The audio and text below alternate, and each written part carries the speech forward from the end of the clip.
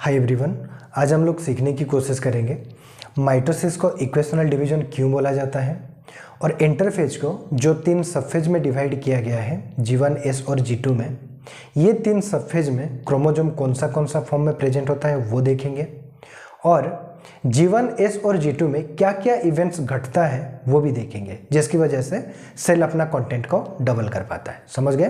तो क्या क्या सीखेंगे आज के लेक्चर में? माइटोसिस को इक्वेशनल डिवीजन क्यों बोलते हैं और G1, S और G2 में क्रोमोसोम कौन सा फॉर्म में प्रेजेंट होता है, मतलब कौन सा फेज में क्रोमोसोम मोनाड फॉर्म में और कौन सा फेज में क्रोमोसोम डायड फॉर्म में प्रेजेंट होता है वो देखेंगे और G1, S और G2 में क्या क्या इवेंट्स घटता है वो देखेंगे। समझ गए?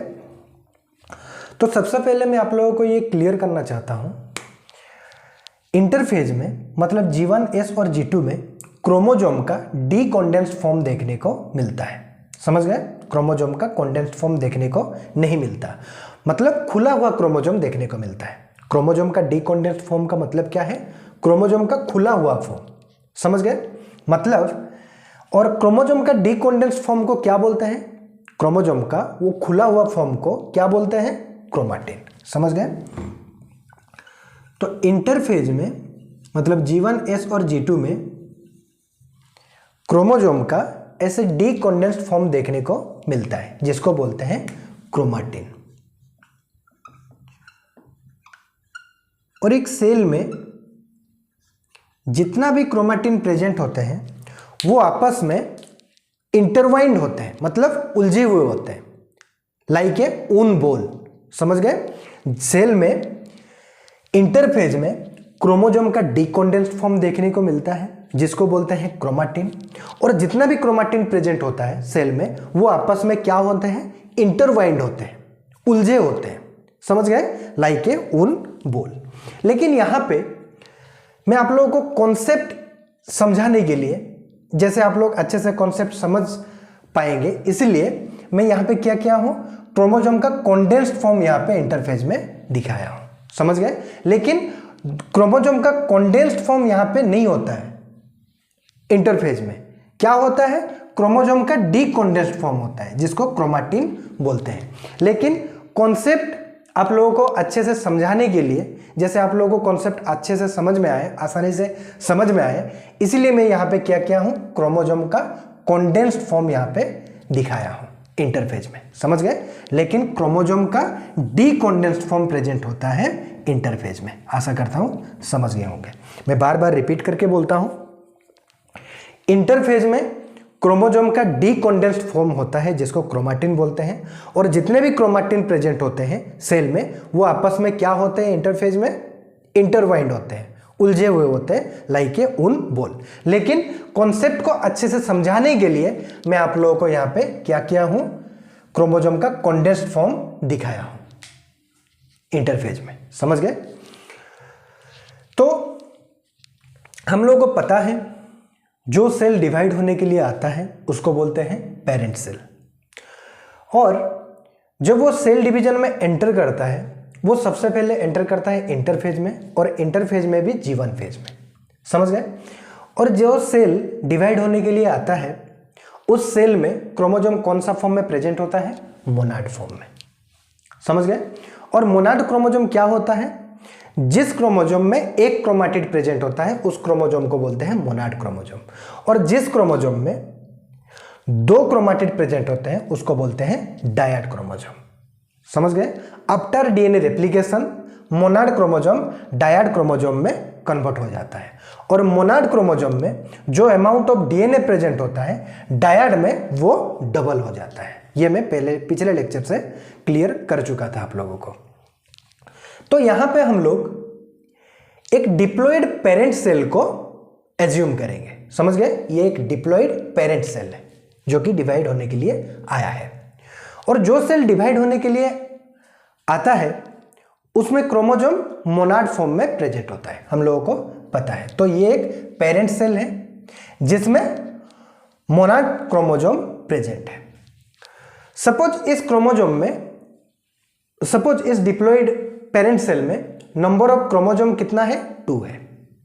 ध्यान रखिएगा। समझ रहे हैं?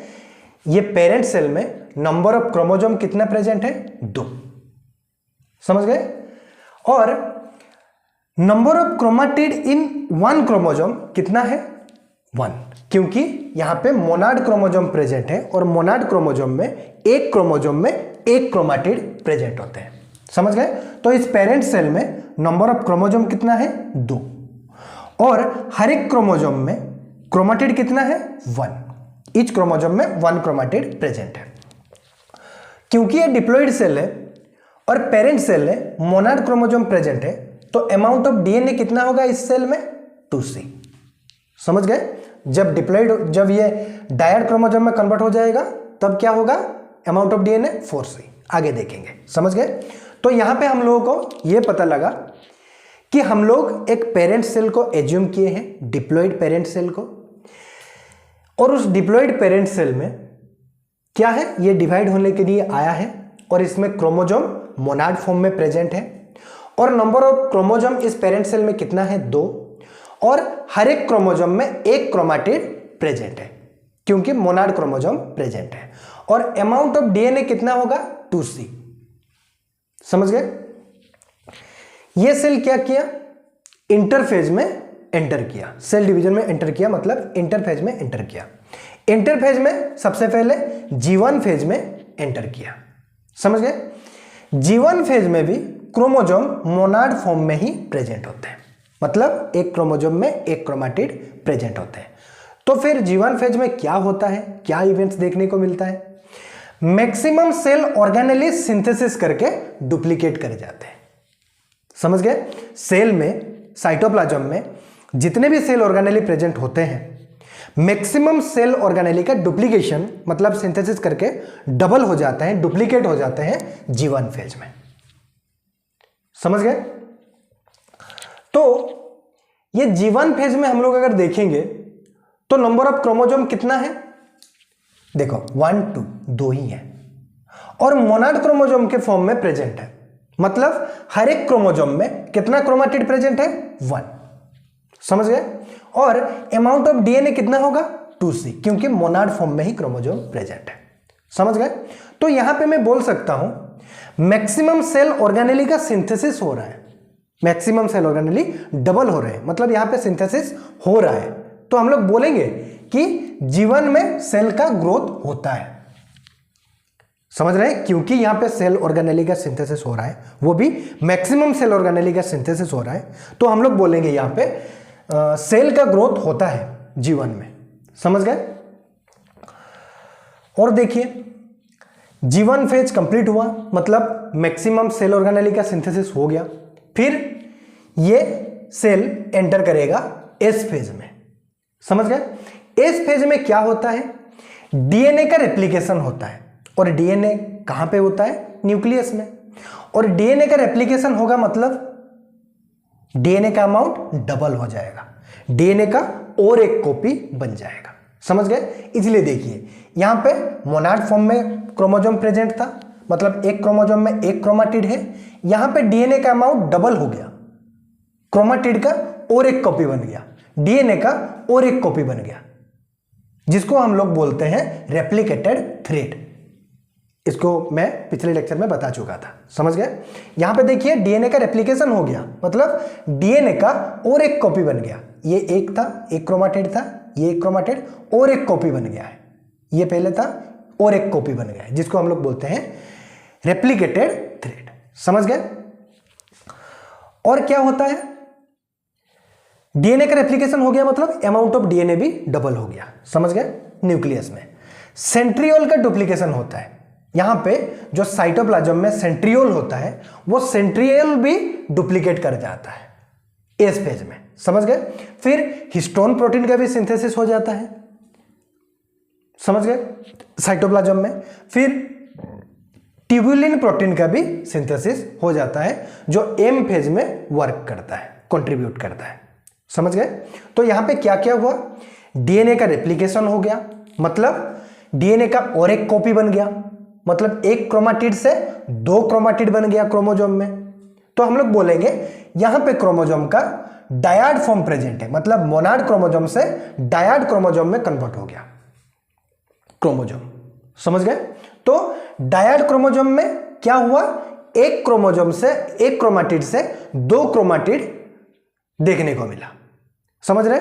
और डायड क्रोमोसोम में डीएनए का रेप्लिकेशन होने से क्या हुआ, अमाउंट ऑफ डीएनए डबल हो गया।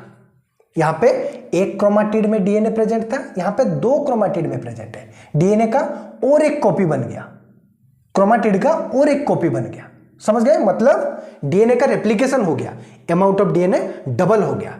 और इस क्रोमोसोम में, ये दो क्रोमोसोम में दो क्रोमाटिड देखने को मिल रहे हैं, मतलब ये कौन सा फॉर्म है क्रोमोसोम का, डायड फॉर्म है, समझ रहे हैं? और सेंट्रियोल का डुप्लीकेशन हो गया यहां पे साइटोप्लाज्म में, हिस्टोन प्रोटीन का भी डुप्लीकेशन हो गया है, सिंथेसिस हो गया है साइटोप्लाज्म में, ट्यूबुलिन प्रोटीन भी सिंथेसिस हो गया है जो आगे जाके वर्क करेगा एम फेज में, समझ गए? तो यहां पे हम लोग अगर देखेंगे तो नंबर ऑफ क्रोमोसोम कितना है, दो ही है, क्रोमोसोम नंबर चेंज नहीं हो रहा है, यहां पे भी दो है, यहां पे भी दो है, यहां पे भी दो है। और number of chromatid in each chromosome, यहां पे दो, देखिए यहां पे एक था, यहां पे भी एक था, यहां पे दो हो गया। इस क्रोमोसोम में कितना क्रोमाटिड है, दो, ये एक क्रोमाटिड है, ये एक क्रोमाटिड है, समझ गए? इस क्रोमोसोम में भी दो क्रोमाटिड है, ये एक क्रोमाटिड है, ये एक क्रोमाटिड है, समझ गए? और अमाउंट ऑफ डीएनए कितना होगा, डबल हो चुका है, डायड फॉर्म में अमाउंट ऑफ डीएनए डबल हो जाता है, डीएनए का और एक कॉपी बन जाता है। मतलब अगर यहां पे डीएनए का अमाउंट 2C था तो यहां पे कितना हो जाएगा, 4C, 2C का डबल 4C। आशा करता हूं समझ गए होंगे। तो एस फेज में क्रोमोसोम का डायड फॉर्म प्रेजेंट होता है, डीएनए का अमाउंट डबल हो चुका होता है, समझ गए? इसलिए 4C हो गया यहां पे अमाउंट ऑफ डीएनए, समझ गए? तो एस फेज में इतना इवेंट्स देखने को मिलता है। तो एस फेज में सेंट्रियोल का डुप्लीकेशन होता है, डीएनए का भी रेप्लिकेशन होता है, सिंथेसिस होता है, समझ गए? हिस्टोन प्रोटीन का भी सिंथेसिस होता है, ट्यूबुलिन प्रोटीन का भी सिंथेसिस हो रहा है। मतलब यहां पे सिंथेसिस हो रहा है, सेल सिंथेसिस कर रहा है। मतलब एस फेज में भी हम लोग बोलेंगे सेल का ग्रोथ होता है, कुछ ना कुछ सिंथेसिस तो हो रहा है, मतलब सेल का ग्रोथ होता है, समझ गए?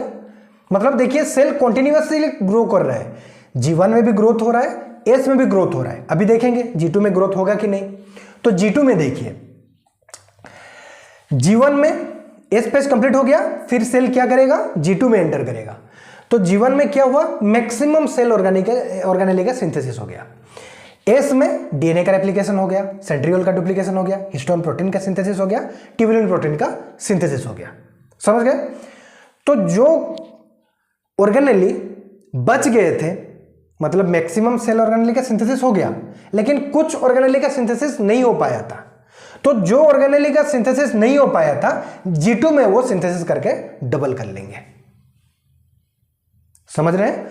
जो ऑर्गेनेली बच गए थे, जिनका डुप्लीकेशन नहीं हो पाया था, सिंथेसिस नहीं हो पाया था, वो सारे के सारे क्या करेंगे, G2 में सिंथेसिस करके डुप्लीकेट कर लेंगे, डबल कर लेंगे, समझ गए? तो few remaining organelle are synthesised, जो बाकी रह गए थे सेल ऑर्गेनेली वो सिंथेसिस करके डबल कर जाते हैं G2 में, समझ गए? तो यहां पे हम लोग देखेंगे तो सिंथेसिस तो यहां पे भी हो रहा है, मतलब सेल G2 में भी ग्रोथ कर रहा है, समझ रहे हैं? फ्यू ऑर्गेनेली यहां पे सिंथेसिस कर रहे हैं, डुप्लीकेट कर रहे हैं, मतलब सेल ग्रोथ G2 में भी हो रहा है। तो सेल ग्रोथ G1 में भी होता है, एस में भी होता है, G2 में भी होता है। मतलब हम लोग बोल सकते हैं कि सेल ग्रोथ कॉन्टिन्यूअसली होता है, इंटरफेज में G1 में भी, एस में भी, G2 में भी होता है। इसीलिए एनसीईआरटी में लिखा गया है cell growth is a continuous process, समझ रहे हैं? इंटरफेज में सेल कॉन्टिन्यूअसली ग्रोथ करता है। आशा करता हूं समझ गए होंगे। और क्रोमोसोम यहां पे भी डायड फॉर्म में प्रेजेंट होता है, समझ गए? यहां पे G1 में मैक्सिमम सेल ऑर्गेनेली का सिंथेसिस हो जाता है, मतलब मैक्सिमम वर्क कहां पे होता है, G1 में। अगर मैक्सिमम वर्क G1 में हो रहा है तो ड्यूरेशन ऑफ इंटरफेज का मैक्सिमम टाइम स्पेंड होता होगा G1 में, समझ रहे हैं? अगर हम लोग टाइम को कंसीडर करेंगे तो मैक्सिमम वर्क हो रहा है कहां पे, G1 में, मैक्सिमम सेल ऑर्गेनेली का सिंथेसिस हो रहा है। इसका मतलब यह है G1 में सबसे ज्यादा टाइम खर्च होता है इंटरफेज का। इंटरफेज में जितना भी टाइम लगता है उसको क्या बोलेंगे, ड्यूरेशन ऑफ इंटरफेज। और ड्यूरेशन ऑफ इंटरफेज का सबसे ज्यादा टाइम खर्च होता है G1 में, फिर एस में, और मिनिमम टाइम खर्च होता है, सबसे कम वर्क कहां पे होता है, G2 में। आशा करता हूं समझ गए होंगे।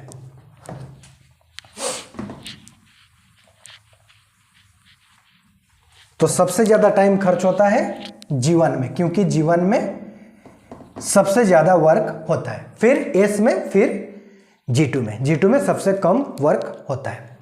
और G2 में हम लोग अगर देखेंगे यहां पे, तो नंबर ऑफ क्रोमोजोम कितना है, 2, और हर एक क्रोमोजोम में कितना क्रोमेटिड है, 2।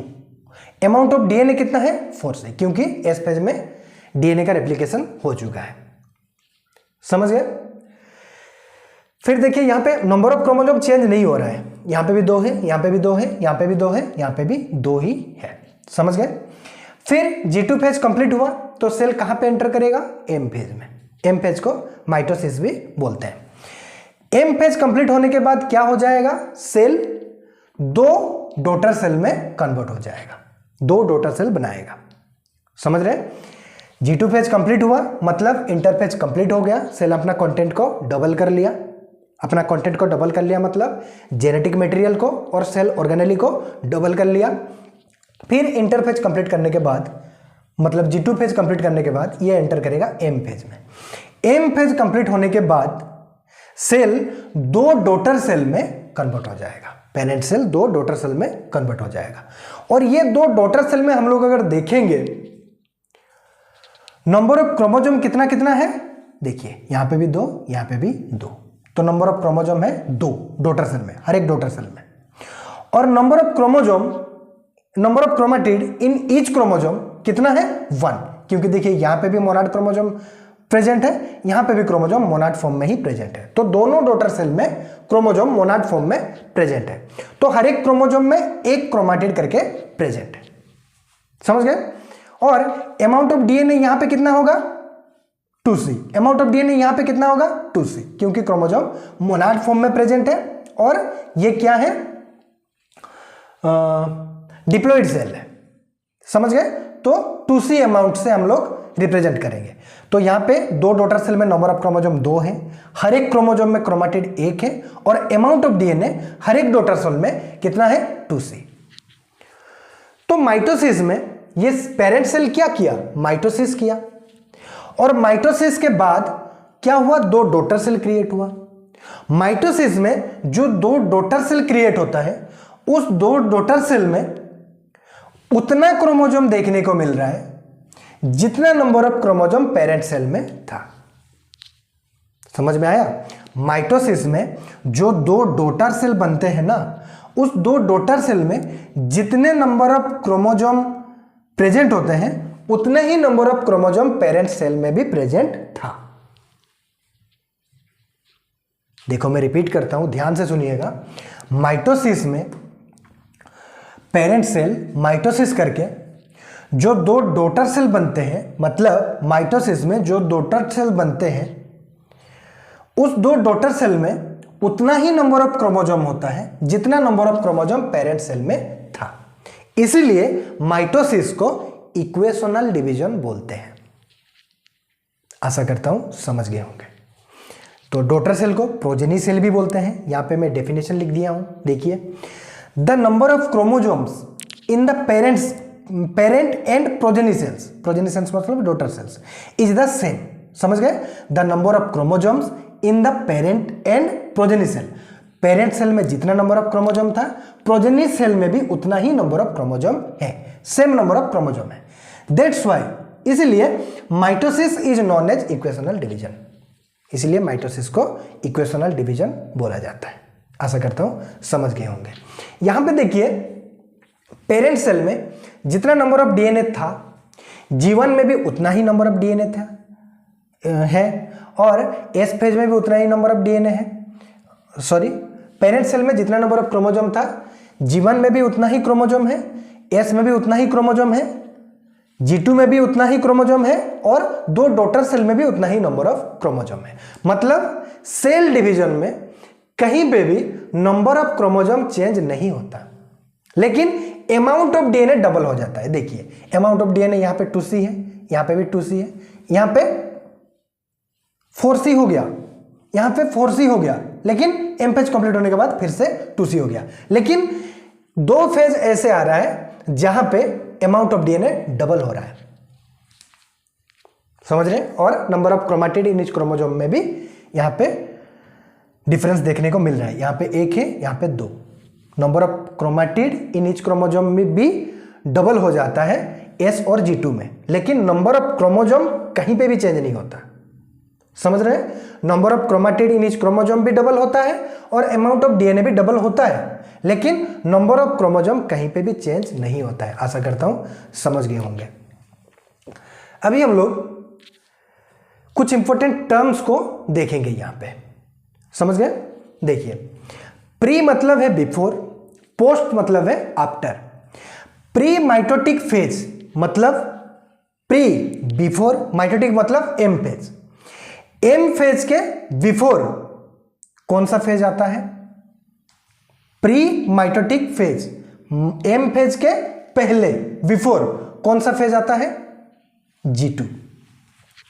तो प्री माइटोटिक फेज मतलब G2 फेज है। प्री माइटोटिक फेज अगर लिखा होगा तो हम लोग कौन सा फेज को समझेंगे? G2 फेज को। पोस्ट माइटोटिक फेज, यहां पे माइटोसिस है, ये 2 डॉटर सेल जो माइटोसिस कंप्लीट होने के बाद बने हैं, ये 2 डॉटर सेल में क्या होगा? कौन सा फेज में एंटर करेंगे? इंटरफेज में। इंटरफेज में भी G1 फेज में, समझ गए। तो पोस्ट माइटोटिक फेज मतलब G1 फेज, समझ रहे हैं ना। यहां पे देखिए पिछले लेक्चर में मैं आप लोगों को इंटरफेज का डेफिनेशन बताया था। ड्यूरेशन बिटवीन 2 एम फेज को बोलते हैं इंटरफेज। सिमिलरली एम फेज का डेफिनेशन ड्यूरेशन बिटवीन 2 इंटरफेज को बोलते हैं एम फेज। यहां पे हम लोग समझेंगे। देखिए समझ रहे हैं ना, ये पेरेंट सेल है, G1 किया, S किया, G2 किया, एम कंप्लीट किया, 2 डॉटर सेल बन गया। ये 2 डॉटर सेल क्या करेंगे? फिर से G1 पे जाएंगे, फिर S पे, फिर G2 पे, फिर एम फेज कंप्लीट करके 2 डॉटर सेल 4 सेल में कन्वर्ट हो जाएंगे, समझ रहे। मतलब ये 2 डॉटर सेल एम फेज से जो बने हैं, ये कौन सा फेज में एंटर करेंगे? G1 में। मतलब पोस्ट माइटोटिक फेज, मतलब एम फेज के बाद क्या आ रहा है? G1 phase. इसलिए पोस्ट माइटोटिक फेज लिखा होगा तो हम लोग समझ जाएंगे कि ये G1 फेज की बात कर रहा है, समझ रहे हैं। प्री माइटोटिक फेज मतलब G2 phase, post mitotic phase मतलब G1 phase. Similarly pre synthetic phase मतलब एस फेज से बिफोर जो फेज आता है पहले G1। Post synthetic phase S phase के बाद कौन सा फेज आता है? G2 phase. तो प्री सिंथेटिक फेज मतलब G1 फेज है, पोस्ट सिंथेटिक फेज मतलब G2 फेज है, समझ गए। तो अभी हम लोग हर एक फेज का डेफिनेशन देखने की कोशिश करेंगे। एनसीईआरटी में तो है, हम लोग यहाँ पे खुद से बनाएंगे, खुद कॉन्सेप्ट यूज करके यहाँ पे हर एक फेज का डेफिनेशन बनाएंगे। पिछले लेक्चर में मैं इंटरफेज का बता दिया था, duration of 2 M phase, duration between 2 M phase. और एम फेज का क्या होता है? Duration between 2 interphase. यहां पे देखेंगे ये एक पेरेंट सेल है, इसमें सबसे पहले क्या होता है? इंटरफेज होता है, फिर इंटरफेज कंप्लीट करके ये अपना कंटेंट डबल कर लेता है, फिर एम फेज होता है, फिर ये 2 डॉटर सेल बन जाता है। फिर ये 2 डॉटर सेल में इंटरफेज होता है, दोनों ही डॉटर सेल में इंटरफेज होता है, कंटेंट डबल हो जाता है, फिर एम फेज होता है, फिर ये 2 सेल में कन्वर्ट हो जाता है, ये भी 2 सेल में कन्वर्ट हो जाता है, समझ गए। तो मैं एक ही सेल पे यहां पे दिखाया हूं। देखिए पहले देखिए इंटरफेज का डेफिनेशन। इंटरफेज हुआ, फिर यहां से एम फेज कंप्लीट हुआ, यहां पे एम फेज कंप्लीट हो गया। इंटरफेज हुआ, ये पेरेंट सेल में, ये पेरेंट सेल है, समझ गए। पेरेंट सेल में इंटरफेज हुआ, फिर एम फेज स्टार्टिंग हुआ, यहां से एम फेज यहां पे खत्म हो गया, फिर यहां से इंटरफेज चालू हुआ, यहां से यहां पे इंटरफेज कंप्लीट हुआ, यहां से इंटरफेज यहां पे एम फेज चालू हुआ, समझ रहे हैं। मतलब यहां से एम फेज स्टार्ट हुआ, यहां से खत्म हो गया, ये है एम फेज का एंडिंग पॉइंट। यहां से इंटरफेज शुरू हुआ, यहाँ पे इंटरफेज कंप्लीट हुआ, यहाँ से एम फेज और एक एम फेज चालू हो गया, इनिशियल पॉइंट ये एम फेज का, समझ गए। तो यहाँ से लेकर के यहाँ तक के जो ड्यूरेशन है उस ड्यूरेशन को बोलते हैं हम लोग इंटरफेज, समझ रहे हैं। एम फेज का, ये वाला एम फेज का एंडिंग पॉइंट से लेकर के ये वाला एम फेज का इनिशियल पॉइंट तक जो ड्यूरेशन होता है उसको बोलते हैं इंटरफेज। मतलब duration between two M phase is known as interphase. Similarly M phase का डेफिनेशन हम लोग अगर देखेंगे तो यहां से इंटरफेज चालू हो रहा है, यहां पे इंटरफेज कंप्लीट हो रहा है, यहां से एम फेज चालू हो रहा है, यहां पे कंप्लीट हो रहा है, यहां से एम फेज चालू हो रहा है। तो यहां से इंटरफेज का जो एंडिंग पॉइंट है, इस एंडिंग पॉइंट से लेकर के ये वाला इंटरफेज का स्टार्टिंग पॉइंट तक जो ड्यूरेशन है उसको बोलते हैं एम फेज। तो duration between two interphase is known as M phase, समझ गए। अभी देखेंगे G2 फेज, हाँ G1 फेज का डेफिनेशन। पहले देखेंगे G1 फिर S G2 सीक्वेंस में देखेंगे। पहले देखेंगे G1 फेज का, यहां से एम फेज कंप्लीट हुआ, एम फेज का एंडिंग पॉइंट से लेकर के एस फेज का स्टार्टिंग पॉइंट तक जो ड्यूरेशन होता है उसको बोलते हैं G1 फेज, समझ रहे हैं। एम फेज कंप्लीट हुआ, एम फेज के बाद क्या स्टार्टिंग होगा, G1, समझ रहे हैं। तो एम फेज का एंडिंग पॉइंट से लेकर के एस फेज का स्टार्टिंग तक का जो ड्यूरेशन होता है उसको बोलते हैं G1 फेज।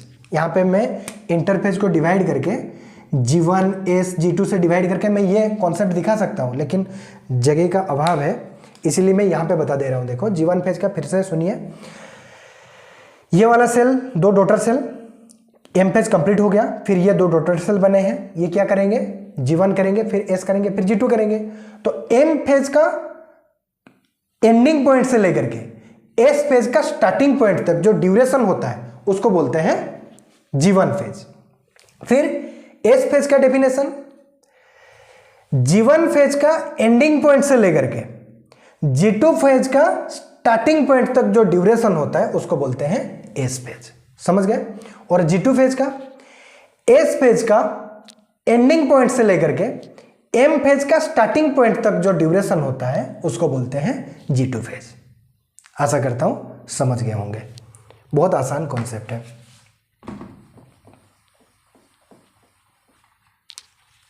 तो ये था आज का लेक्चर। हम लोग आज के लेक्चर में सीखें माइटोसिस को इक्वेशनल डिवीजन क्यों बोलते हैं, समझ गए। आगे जाके एम फेज में हम लोग पढ़ेंगे ये स्टेटमेंट, माइटोसिस को इक्वेशनल डिवीजन बोला जाता है करके, ये स्टेटमेंट कहां पे है, एम फेज में। लेकिन यहां पे मैं डायग्राम, क्योंकि मैं यहां पे डायग्राम बनाया हूं इसलिए आप लोगों को इस डायग्राम के माध्यम से और अच्छे से समझ में आएगा करके मैं यहां पे पढ़ा लिया। कोई बात नहीं, वहां पे पढ़ते हैं, यहां पे पढ़ लिए, कोई दिक्कत की बात नहीं है, समझ गए। फिर हम लोग देखें कि सेल ग्रोथ कॉन्टिन्यूअसली होता है इंटरफेज में, G1 में भी होता है, S में भी होता है, G2 में भी होता है। G1 में मैक्सिमम सेल ऑर्गेनेली का सिंथेसिस हो जाता है, मतलब maximum time duration of interphase का कहां पे स्पेंड होता है, G1 में, समझ गए। और G1 में मोनाड फॉर्म में क्रोमोसोम प्रेजेंट होता है। S में डीएनए रेप्लिकेशन होता है, सेंट्रियोल का भी डुप्लीकेशन होता है, साइटोप्लाज्म में हिस्टोन प्रोटीन और ट्यूबुलिन प्रोटीन का भी सिंथेसिस हो जाता है, समझ गए। यहाँ पे डायड फॉर्म में कन्वर्ट हो जाता है, अमाउंट ऑफ डीएनए डबल हो जाता है। फिर G2 में जो रिमेनिंग ऑर्गेनेली जो बच जाते हैं ऑर्गेनेली उनका सिंथेसिस हो जाता है, समझ गए। और सबसे मिनिमम टाइम कहां पे खर्च होता है ड्यूरेशन ऑफ इंटरफेज का, G2 में, समझ गए। और माइटोसिस में जो डॉटर सेल बनते हैं, जो दो डॉटर सेल बनते हैं, वो दो डॉटर सेल में उतना ही क्रोमोसोम होते हैं, उतना ही नंबर ऑफ क्रोमोसोम होते हैं जो पेरेंट सेल में होते हैं। इसीलिए माइटोसिस को इक्वेशनल डिवीजन भी बोला जाता है, डॉटर सेल को प्रोजेनी सेल भी बोलते हैं। और ये डेफिनेशन और कुछ इंपॉर्टेंट टर्म मैं आप लोगों को बताया, समझ गए, तो रिवाइज भी करा दिया।